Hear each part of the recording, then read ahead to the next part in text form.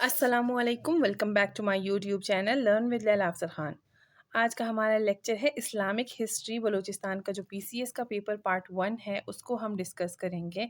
इसका हम सिलेबस देखेंगे कि सिलेबस कितना है, कितने मार्क्स का है और साथ ही साथ मैं आप लोगों को बताऊंगी इम्पॉर्टेंट टॉपिक्स और वो एरियाज़ जो आप बिल्कुल स्किप नहीं करेंगे और आप लाजमी करेंगे क्योंकि पेपर हमेशा उन्हीं में से बनता है। तो चलिए आज का हम लेक्चर शुरू करते हैं बगैर टाइम वेस्ट किए। सबसे पहले मैं आप लोगों को बताऊँगी कि पार्ट 1 का जो सिलेबस है वो कितना है, उसमें क्या-क्या है, कितने मार्क्स का है। जैसे कि आप लोगों की स्क्रीन पे इस वक़्त आप लोगों को नज़र आ रहा है Islamic history Balochistan PCS paper 1 का जो सिलेबस है, इसके जो टोटल मार्क्स हैं, टोटल मार्क्स 150 हैं, यानी कि 150 मार्क्स का ये टोटल पेपर होगा। उसके बाद इस्लामिक हिस्ट्री पीरियड 1 का ये सिलेबस है, पीरियड 2 का नहीं। तो पीरियड 1 को हम पहले देखेंगे, फिर हम पीरियड 2 पे जाएँगे।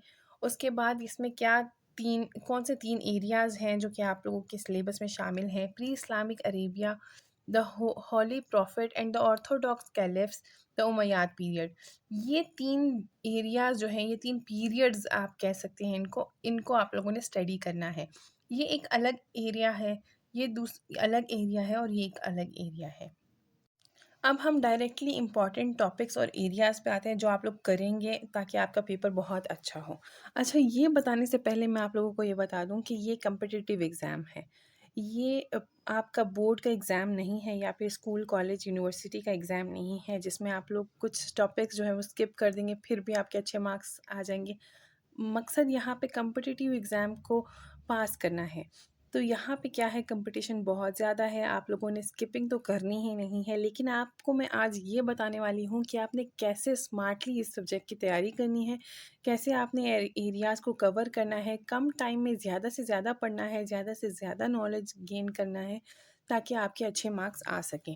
तो इसके लिए हम वापस पिछली स्लाइड पे जाएंगे। जैसे कि प्री इस्लामिक अरेबिया है, इस एरिया को मैं आपको बताऊंगी कि आपने कैसे एज अ होल इस पूरे एरिया को पढ़ लेना है। सबसे पहले तो आप लोगों ने क्या करना है, इस एरिया को देख लेना है। देखिए ये भी एक एरिया है, एक टॉपिक है और इस टॉपिक में से पहले वाले में से एक क्वेश्चन तो लाजमी आता है, कभी कभार 2 भी आ सकते हैं। तो आपने इस चीज़ को जहन में रखते हुए इस टॉपिक, इस एरिया की तैयारी करनी है। तो हम देखते हैं कि ये पीरियड है कौन सा। Pre Islamic Arabia refers to the historical and cultural context of the Arabian peninsula before the emergence of Islam in the 7th century CE. यानी कि इस्लाम के आने से कबल, इस्लाम के आने से पहले जो पीरियड है उस टाइम पीरियड के बारे में है ये टॉपिक। ये हमने पढ़ना है, ये हिस्टोरिकल और उसका कल्चरल कॉन्टेक्स्ट देखना है। ठीक है, ये दोनों चीज़ें हमने कवर करनी है। अब आपने इसको करना कैसे है, आप पूरा एरिया अगर पढ़ने की कोशिश करेंगे, पूरी हिस्ट्री है, ये बहुत ज़्यादा लेंथी है, आपको बिल्कुल समझ नहीं आएगी, लेकिन मैंने आपके लिए आसानी ये बनाई है। मैंने आपके सामने अभी यहाँ आपकी स्क्रीन पे 3 इस वक्त टॉपिक्स नज़र आ रहे हैं, इसके बाद आगे और भी हैं। फ़िलहाल हम इन 3 को देखते हैं कि आपने कैसे इनको स्टडी करना है। पॉलिटिकल स्ट्रक्चर देखना है इस टाइम पीरियड का, इस्लाम से पहले पहले सऊदी अरेबिया में क्या था, नोटेबल किंगडम्स कौन से थे, रिलीजन का क्या था, लोग किस चीज़ को फॉलो करने वाले थे। इसके बाद आपने देखना है सोसाइटी कैसी थी तब, कल्चर क्या था, क्या नॉर्म्स एंड वैल्यूज़ थे इस, क्योंकि इस्लाम नहीं था।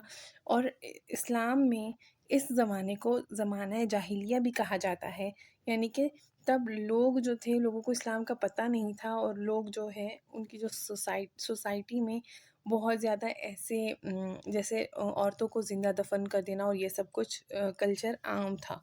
तो ये सब कुछ आपने स्टडी करना है कि सोसाइटी और कल्चर क्या था उस वक़्त का उस सऊदी अरेबिया में। और फिर आपने देखना है इकॉनमी और ट्रेड का क्या सिस्टम था, ट्रेड किस तरह होता था, किन-किन ममालिक के साथ था और इकॉनमी कितनी थी, कैसी थी।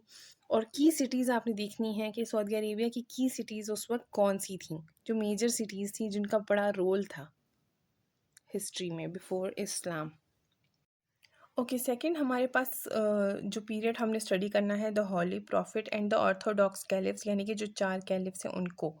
अब इनको, ये भी अगेन एक बहुत बड़ा और वास्ट यहाँ पे टॉपिक आ जाते हैं, तो आपको फिर समझ नहीं आ रही होगी। मैं आपको बताती चलूँ, आपने स्किप कुछ नहीं करना, लेकिन आपने इस तरीके से अगर आप लेके चलेंगे जैसे मैं आपको बता रही हूँ, तो आपके लिए आसानी ये होगी कि आप स्मार्टली ज़्यादा से ज़्यादा टॉपिक्स जो हैं वो कवर कर दिए जाएँगे। तो सबसे पहले मैं आप लोगों को होली प्रॉफिट का बताऊँगी कि आपने यहाँ पे कौन से इम्पोर्टेंट टॉपिक्स जो हैं वो मिस नहीं करने, बिल्कुल भी मिस नहीं करने।